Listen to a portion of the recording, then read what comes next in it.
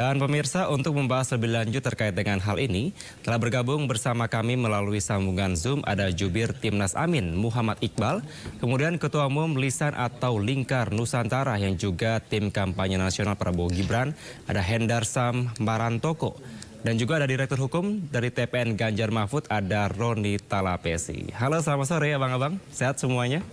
Selamat sore, Assalamualaikum. Saya mau ke TKN dulu, ada Bang Hendarsam di sana. Bang Hendarsam, suara saya jelas? Jelas. Oke. Bagaimana Anda menanggapi hal ini? Karena tadi dikatakan bahwa memang ada 3 laporan yang disampaikan dari PHPB terkait dengan anggaran, kemudian juga dari tadi ada statement-statement poin 11 dari 100. Bagaimana Anda, perwakilan dari TKN, melihat hal ini? Iya. Jadi saya juga baru mengecek ke TKN bahwa kami juga baru mengetahui adanya laporan tersebut ya, yang diarahkan kepada Pak Anies Baswedan. Bahwa satu yang pengen kami tanggapi, ya setiap warga negara itu berhak untuk membuat laporan karena memang wadah Bawaslu itu adalah untuk menerima laporan dan memeriksanya. Kecuali kalau hal tersebut dilakukan di luar ranah hukum seperti melakukan persekusi, ya menggeruduk rumah seseorang, kan seperti itu. Nah kalau dilakukan ranahnya melalui ranah hukum dan Bawaslu, memang itu wadah yang diberikan oleh undang-undang, itu satu, ya yang pertama. Yang kedua, terlepas daripada benar atau tidaknya nanti dalam pemeriksaan itu terbukti atau tidaknya hal yang dituduhkan tersebut, kami melihatnya yang pertama dalam debat. Kaitannya satu dengan masalah tanah. Ya, tadi kan Mas Iqbal sudah menyatakan tentang menyinggung tentang masalah tanah Pak Prabowo. Itu ada hal yang wajar. Yang mungkin kami sayangkan apa perlu juga dipertanyakan hal tersebut tanah Pak Prabowo. Apakah tanah tersebut ada kaitannya dengan masalah debat tentang masalah militer dan lain sebagainya. Kan notabene-nya tanah Pak Prabowo itu didapatkan ya kan sebelum dia menjabat sebagai Menhan. Jadi apa kaitannya ingin membuat adanya seolah-olah disparitas ya kan antara kesenjangan di antara Pak Prabowo dengan prajurit. Nah, ini kan kita melihatnya ada nadanya provokatif seperti itu yang harus diketahui bersama bahwa kalau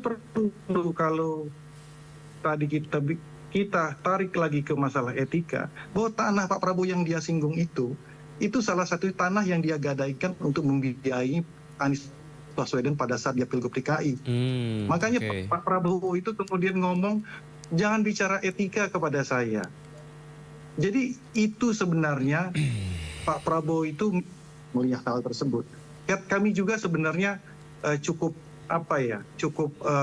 melihatnya itu agak miris melihatnya kok sampai segitu amat ya kan menghalalkan segala cara menggunakan diksi-diksi yang provokatif hanya untuk menarik simpati dan untuk memprovokasi publik. Kan ada hal-hal lain yang jauh lebih bisa ditonjolkan dibanding hal-hal yang sifatnya provokasi seperti itu. Kan ironis Mas.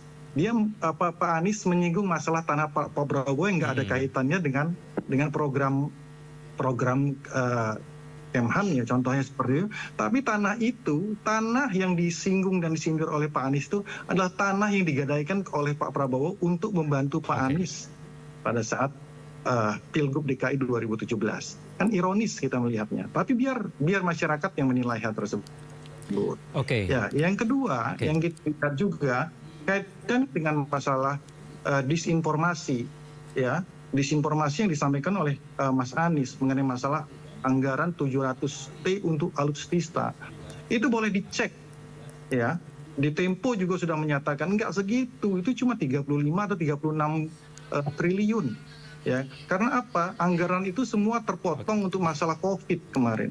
Jadi Pak Prabowo sudah menyerahkan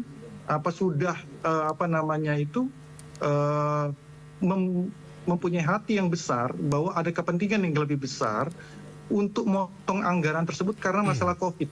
Kita semua fokus kepada masalah Covid. Semua anggaran dipotong. Ya kan, semua anggaran dipotong termasuk Kemhan yang merupakan salah satu biaya anggaran terbesar itu dipotong untuk masalah Covid. Jadi apa yang perlu dipertanyakan lagi ya kan tentang masalah tersebut. Kalau mau fokus aja tentang masalah pertahanan, keamanan, geopolitik dan lain sebagainya. Sampai mengkait-kaitkan dengan masalah etika tadi ya kan. Bagaimana coba menarik masalah Bang Hendar, etika dengan masalah keamanan. Masalah keamanan ke masalah tanah. Kemarin tentang tata kelola kota dengan masalah angin gitu loh ya kan, ditarik ke masalah angin. Ini saya yakin di debat terakhir ini jangan-jangan tinggal unsur api aja yang belum dibahas oleh Mas Anies ini di sini. Bang Hendar, mohon maaf harus saya tahan sejenak. Saya akan tadi ada yang Bang Iqbal sempat mengatakan jangan ada yang lucu begitu, jangan baperan juga tadi kata Mas atau Bang Roni. Seperti apa Bang Hendar menanggapinya? Ya satu yang lucu menurut saya apa dikatakan oleh Mas Iqbal tadi, adanya ketidakadilan gitu loh, ya kan? Yang satu prajurit masih miskin, sedangkan pemimpin yang kaya. Sekarang pertanyaannya, apakah seorang pemimpin, Pak Prabowo, contoh, ketika dia jadi Menhan, dia harus jadi orang miskin dulu. Orang dia memang sudah kaya dari dulu, sudah selesai dengan hidupnya. Maka oleh karena itu dia maju. Kan lucu gitu loh. Masa kita harus memiskinkan kita dulu, baru kita bisa menjadi seorang pemimpin. Iya kan? Itu kan menjadi suatu hal yang sifatnya paradoks gitu loh. Teorinya nggak dapat tentang masalah itu. Nah, tapi kita sepakat bahwa semua hal itu harus ada dalam debat. Jadi memang seperti saya sudah bilang di awal, kami sudah mengecek bahwa kalau dari TKN kita tidak melakukan upaya hukum apapun terhadap hal tersebut, ya. Jadi itu biarlah apabila ada masyarakat yang ingin melakukan itu monggo. Kita itu di luar kontrol kita ya. Nah, apalagi yang kedua juga tadi Mas Roni tadi menyatakan tentang masalah ada playing victim dan lain sebagainya. Ya Mas Roni mungkin harus lihat masalah stok juga gitu loh. Sampai nangis-nangis ya kan. Itu kan mungkin lebih lebay lagi saya rasa dibanding kita nggak ada sama sekali melakukan upaya apa-apa, sampai nangis pun nggak ada setetes air mata tidak ada terkait dengan masalah debat kemarin, terkait dengan masalah statement-statement dari pihak 01 dan 03, setetes air mata pun nggak keluar gitu loh. Jadi hal tersebut ya kita sikapi saja secara bijak dan secara objektif. Kalau memang ada yang melapor, memang sarananya kalau nggak bubarkan saja Bawaslu. Memang tugas Bawaslu itu untuk menerima dan memeriksa setiap ada dugaan pelanggaran. Toh nantinya bisa saja terbukti, bisa saja tidak terbukti.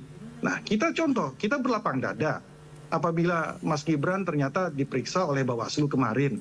Toh biasa-biasa saja kan kita kan. Dinyatakan mungkin melanggar seperti nggak apa-apa, kita lanjutkan ke DKPP. Memang itu sarananya, gitu. Memang itu jalurnya.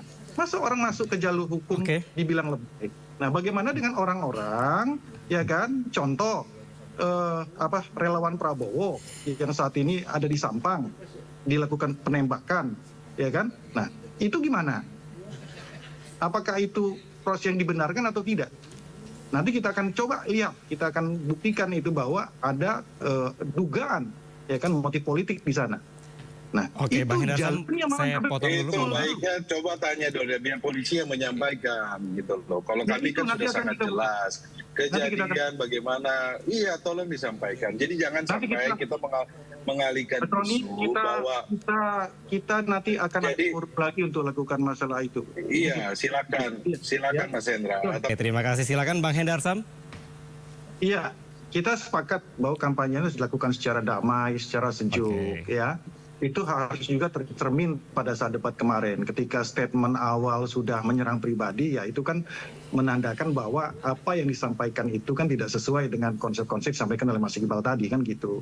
Nah, yang kedua, bahwa kaitannya dengan program-program Kemhan, kemarin sudah dijelaskan oleh Pak Prabowo juga bahwa ada refocusing ya kan, ada peralihan budgeting mana skala prioritas yang lebih ditentukan. Jadi itu kan udah menjawab keseluruhannya walaupun nggak ada kontekstualnya dengan masalah ini.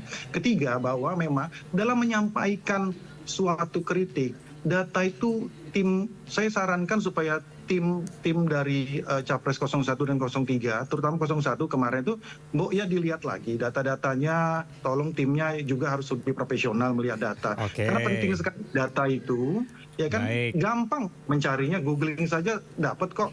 Kalau sampai alutsista saja di markup angkanya sampai 700T yang hanya sebenarnya 30 ini kan jauh sekali ya disparitas atau ituannya. Jadi antara satu bahwa data yang disampaikan itu memang hoax atau palsu, atau memang ingin memprovokasi masyarakat kan kayak gitu. Jadi bukanlah apa yang dikatakan ingin kampanye sejuk segala macam itu dalam debat juga seperti itu. Jadi program-programnya jelas.